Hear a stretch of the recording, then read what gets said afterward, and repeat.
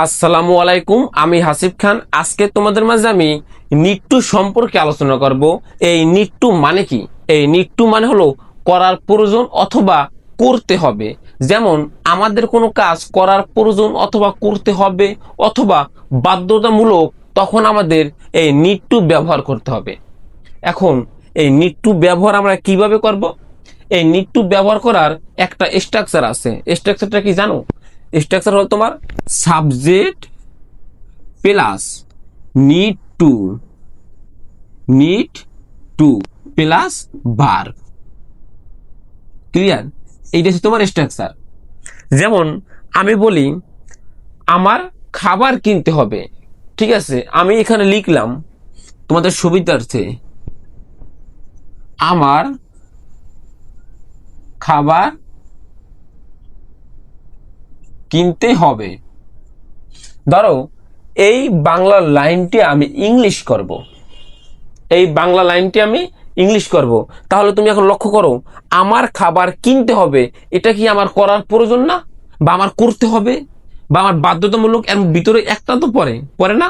আমার খাবার কিনতে হবে, এটা আমার করার প্রয়োজন বা করতে হবে। তাহলে আমাদের কি নিতে হবে? লাইনটা দেখো, আমাদের নিতে হবে নিড টু। এখন শুধু নিড টু নিলে কি হবে? নিড টু যদি নেই তাহলে আমাদের আগে নিতে হবে সাবজেক্ট, তারপরে নিড টু, তারপরে একটা ভার্ব নিতে হবে। তাহলে তুমি দেখো এখানে আছে কি, আমাদের সাবজেক্ট নিতে হবে না আগে? তাহলে আমরা সাবজেক্ট নেই। সাবজেক্ট এই লাইনটার মধ্যে কি আছে আমাদের? আমার মানে কি আই, আই নিড টু। সাবজেক্টের পরে নিড টু নেবো না? আই নিড টু, তারপরে কি? I need to buy food. আমাদের খাবার কিনতে হবে না? Buy food. ক্লিয়ার? আমাদের খাবার কিনতে হবে মানে কি? আমার খাবার কিনতে হবে। তাহলে যদি আমি তোমাকে বলি তার এখন পড়তে হবে। ক্লিয়ার?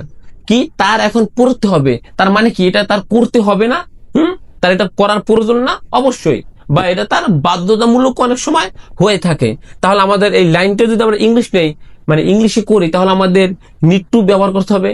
তাই নিড টু ব্যবহার করার আমরা স্ট্রাকচার কি জানি? আমাদের সাবজেক্ট নিতে হবে, তারপরে নিড টু নিতে হবে, তারপরে একটা ভার্ব নিতে হবে। তাহলে তুমি দেখো, এখন আমরা লিখি তার এখন পড়তে হবে। তাহলে কি? She she needs, she needs to study more. Study নেওয়া হবে, স্টাডি কি নেওয়া হবে। তাহলে তুমি দেখো শি নিডস টু স্টাডি নেও, তার এখন পড়তে হবে।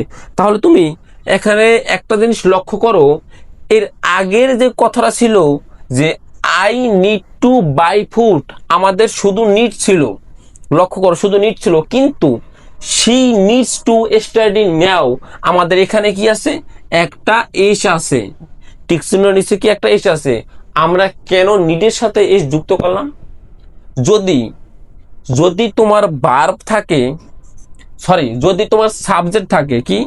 যদি তোমার সাবজেক্ট থাকে হি অথবা সি, তাহলে তোমার এই নিডের পরিবর্তে, এই নিডের পরিবর্তে হবে তোমার নিডস। কি হবে? নিডস মানে কি? সাথে একটা এস যুক্ত হবে। ক্লিয়ার? আর একটা দেই, যেমন তাদের কাজ শেষ করতে হবে। কি? তাদের কাজ শেষ করতে হবে। নাও আমি বাংলা লিখি, তোমাদের সুবিধা হবে। তাদের কাজ শেষ করতে হবে, শেষ করতে হবে। ক্লিয়ার? দেখো, তাদের কাজ শেষ করতে হবে, এটা কি করতে হবে না? দেখো, করতে হবে, তোমার এখানে কি আছে? করতে হবে। বলছিলাম কি করতে হবে অথবা করার প্রয়োজন, তাহলে আমাদের নিড টু নিতে হবে। তুমি দেখো করতে হবে মিলে গেছে। তাহলে এই লাইনটা যদি আমরা ইংলিশ করি, আমাদের অবশ্যই অবশ্যই নিড টু ব্যবহার করতে হবে। আর নিড টু ব্যবহার করার নিয়ম তো এখন তোমরা জানোই। আমরা ফার্স্টে সাবজেক্ট নেব, তারপরে নিড টু নেব, তারপরে ভার্ব নেব। তাহলে তুমি দেখো তাদের, তাহলে এই লাইনের মধ্যে আমাদের সাবজেক্ট কি? তাদের। তাহলে সাবজেক্ট কি নেবো আমরা? দেই। দেই সাবজেক্টের পর আমরা নেব নিড টু, বরাবরের মতো আমরা নিড টু নেব। নিড টু, তারপরে কি? They need to finish the work. কি? ফিনিশ দা ওয়ার্ক, আমাদের একটা ভার্ব নিতে হবে না, এই ভার্ব নিলাম, finish the work. Clear? Finish the work, they need to finish the work, তাদের কাজ শেষ করতে হবে।